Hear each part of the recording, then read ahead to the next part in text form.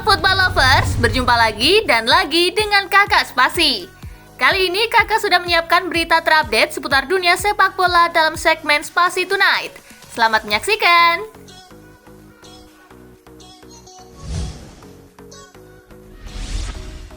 Uruguay versus Bolivia, Nunes cetak brace, La Celeste menang 3-0. Berlangsung di Estadio Centenario, tuan rumah mengambil inisiatif serangan sejak menit pertama. Darwin Nunes membawa Uruguay memimpin 1-0 di menit ke-15. Uruguay memimpin 2-0 di menit ke-39 lewat gol bunuh diri Gabriel Villamil. Uruguay akhirnya memperbesar keunggulan di menit ke-71 lewat brace Darwin Nunes. Skor 3-0 untuk kemenangan Uruguay. Uruguay berada di urutan nomor 2 klasemen dengan 13 poin. Bolivia duduk di urutan ke-9 dengan 3 angka.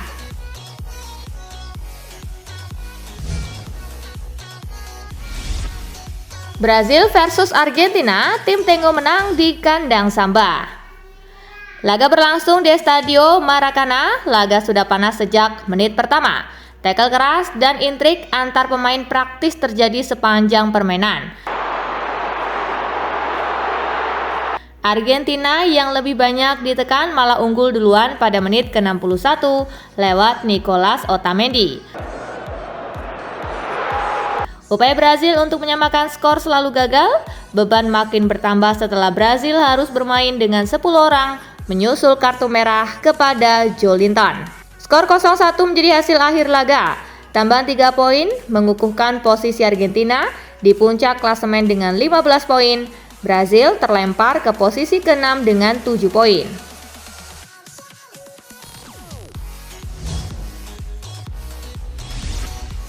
Bentrok polisi dan fans warnai laga Brazil versus Argentina.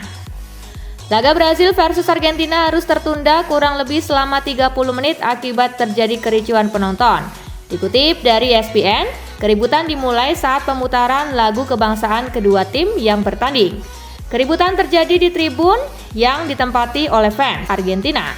Belum jelas apa yang jadi pemicu keributan tersebut, namun ada perkelahian antara fans Argentina dengan polisi.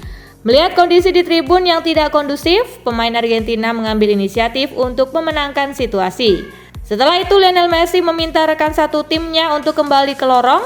Mereka enggan bertanding jika situasi belum membaik.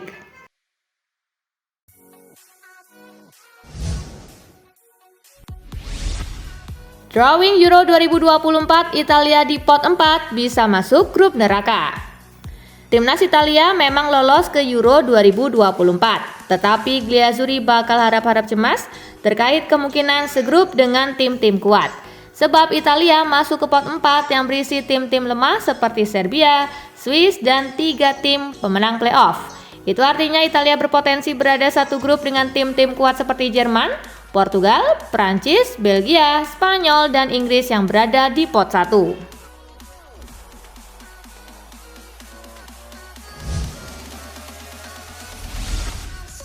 Buntut melanggar peraturan transfer, Tottenham terancam sanksi pengurangan poin. Tottenham sedang dihadapkan tuduhan melanggar peraturan transfer saat kepindahan Jermaine Defoe ke Portsmouth pada tahun 2008. FA mengatakan bahwa mereka siap untuk meninjau kembali bukti-bukti yang ada setelah sebelumnya tidak mengambil tindakan apapun 15 tahun yang lalu. The Lily Whites diduga menggunakan agen yang tidak berlisensi dalam kepindahan Defoe ke Portsmouth. Jika Tottenham terbukti melanggar peraturan tersebut, mereka mendapatkan sanksi seperti pengurangan poin, larangan transfer, dan skorsing untuk para petinggi klub.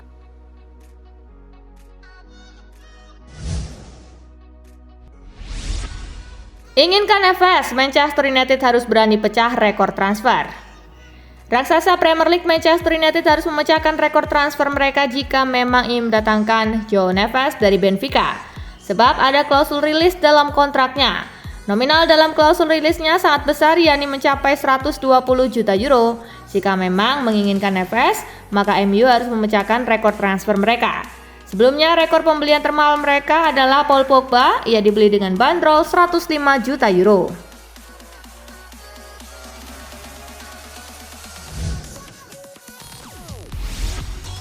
Tidak terima dikomplain Barcelona soal cedera Gavi, Dali pelatih timnas Spanyol sudah resiko. Pelatih timnas Spanyol Luis de la Fuente menolak klaim bahwa ia terlalu memaksakan Gavi setelah gelandang Barcelona itu mengalami cedera parah. Saya memahami keluhan Barca, tetapi jika bukan Gavi, itu bisa saja terjadi pada orang lain. Hal ini dapat terjadi dalam pertandingan La Liga, dalam latihan atau dalam situasi apapun. Terkadang orang tidak menyadari resiko yang ada di setiap momen sejak Anda mengenakan sepatu, ujar de la Fuente.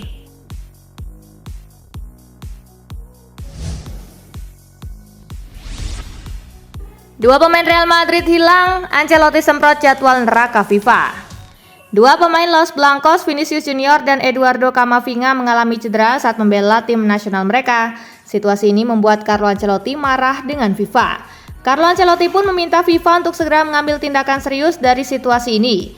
Para pemain diyakini mengemban beban terlalu banyak selama semusim. Jumlah laga yang terlalu banyak menjadi salah satu penyebab cedera para pemain. Ancelotti yakin dirinya tidak sendiri dalam hal ini karena klub lain juga merasakan hal serupa akibat jadwal yang padat.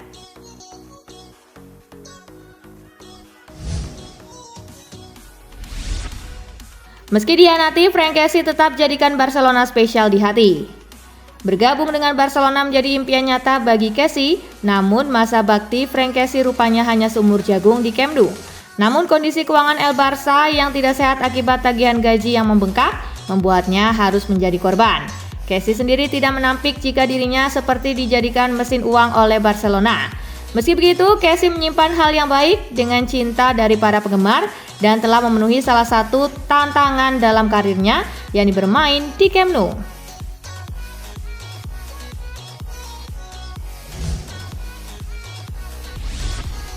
Tepis isu gantung sepatu, bek Aston Villa ini janjikan comeback dalam waktu dekat. Bintang Aston Villa dan timnas Inggris, Tyrone Mings, akan absen hampir sepanjang musim setelah mengalami cedera ACL. Ini merupakan pukulan telak bagi sang bek tengah yang sedang bersaing untuk mendapatkan tempat di skuad Inggris untuk Euro 2024 musim panas mendatang. Pemain berusia 30 tahun itu membagikan kabar terbaru dan untungnya bagi para penggemar Villa, ia mengatakan bahwa ia tidak akan gantung sepatu dalam waktu dekat.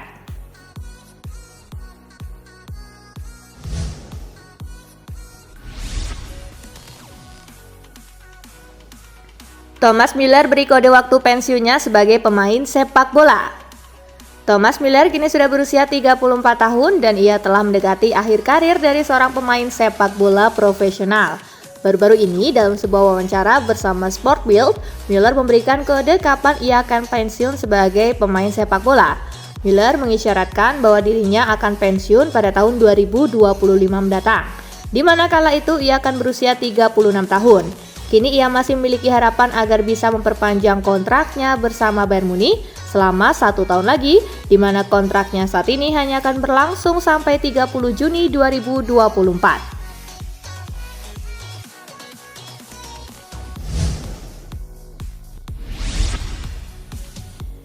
Rasmus Højlund diprediksi bisa jadi striker top MU.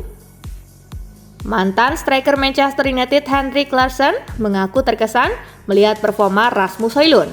Højlund memang belum mencetak gol secara rutin untuk Manchester United. Namun Larsson percaya kalau Højlund bisa menjadi striker yang bagus untuk Setan Merah. Højlund memang belum cetak gol pada ajang Premier League. Namun Højlund sudah mencetak 5 gol dari 4 penampilannya di Liga Champions. Masih terlalu dini untuk mengatakannya, ini masih membutuhkan waktu sebelum dia nyetel sepenuhnya, ujarnya.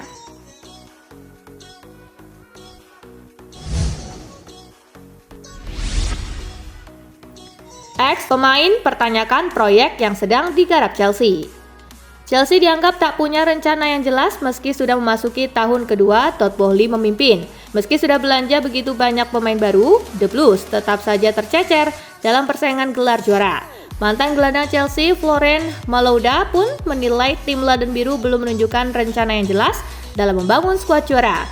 Ia bahkan mulai muak dengan segala ocehan Boehly yang katanya sedang membangun proyek jangka panjang dan hasilnya tentu belum akan bisa dilihat dalam waktu dekat.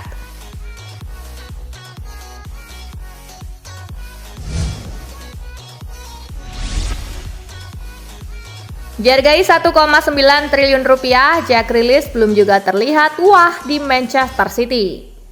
Jack Grealish dibeli Manchester City dari Aston Villa dengan tebusan mencapai 100 juta pound sterling atau sekitar 1,94 triliun rupiah. Tetapi selama 2,5 musim, Grealish sama sekali belum terlihat wah di Etihad. Ia gagal memenuhi ekspektasi dengan cuma 11 gol dari 102 penampilan di semua kompetisi untuk Manchester City. Banyak pihak kemudian menganggap Grealish adalah pembelian gagal Manchester City. Ia dinilai tak kunjung bisa nyetel dengan gaya main yang diusung Pep Guardiola hingga membuatnya kini akrab dengan bangku cadangan karena kalah bersaing dengan Jeremy Doku.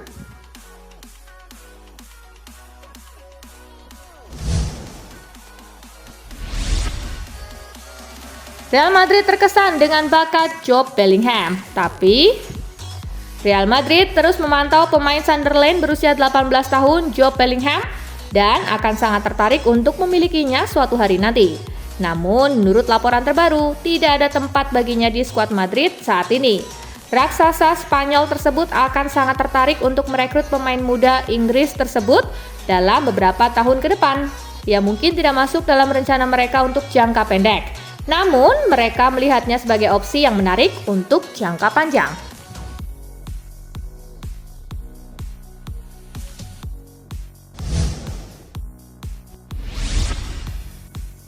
Ingin pertahankan Felix, Barcelona masih dihadapkan persoalan ini. Direktur olahraga Barcelona Deco telah menyatakan mereka ingin mempertahankan pemain pinjaman dari Atletico Madrid, Joao Felix, setelah musim panas nanti saat kontrak terkininya di Camp Nou berakhir. Masalahnya adalah bagaimana mereka akan melakukannya. Mahar senilai 70 juta euro yang Atleti inginkan hanya bisa dipenuhi oleh klub Arab Saudi. Barca sendiri belum melakukan pergerakan terkait transfernya dan nampaknya mereka bersedia menunggu, bermain lama dan mengamankan persyaratan terbaik yang bisa mereka dapatkan.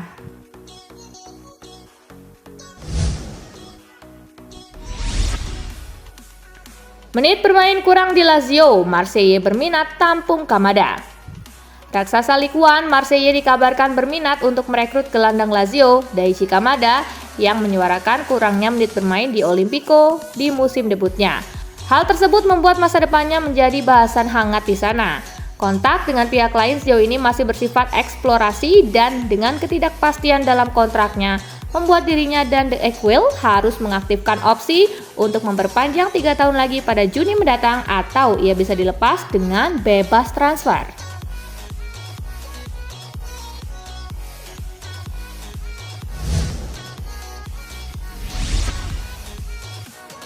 Juventus tawarkan kontrak baru bagi Dusan Vlahovic. Juventus berharap Dusan Vlahovic akan menandatangani perpanjangan kontrak meskipun ada ketertarikan dari Arsenal dan Manchester United. Vlahovic telah menemukan kembali performa terbaiknya di awal musim 2023-2024 Serie A, mengantongi 4 gol dan 1 assist untuk Juve. Juventus sekarang ingin mengikat Vlahovic dengan kontrak jangka panjang dan telah membuka negosiasi dengan perwakilannya. La Spezia Sinora ingin memperpanjang kontraknya hingga 2028 dengan kontraknya saat ini akan berakhir pada 2026.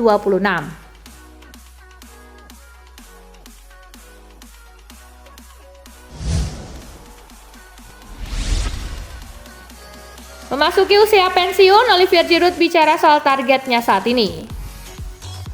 Pada bulan September kemarin, Olivier Giroud genap berusia 37 tahun. Meski usianya sudah tergolong senja sebagai pemain, sang striker masih sangat diandalkan entah itu di AC Milan maupun timnas Prancis.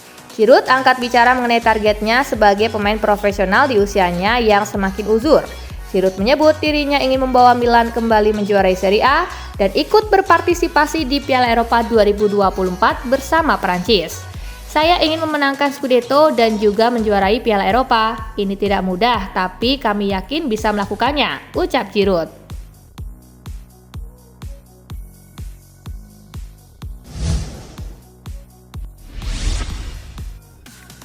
Susah payah lolos, Italia tak mau cuma numpang lewat di Euro 2024. Timnas Italia memastikan diri lolos ke Piala Eropa 2024 dengan susah payah. Namun meski kelolosan ke Euro 2024 diraih dengan cara susah payah, Nicolo Zaniolo menegaskan bahwa hal tersebut tak boleh dianggap biasa saja karena Italia punya misi besar di Jerman tahun depan dengan tak mau sekedar numpang lewat, mengingat status mereka adalah juara bertahan Euro edisi sebelumnya. Kami punya motivasi yang tepat karena Italia harus berangkat ke Euro bukan hanya sebagai cameo, namun sebagai protagonis, sebagai juara bertahan, ucap Zaniolo.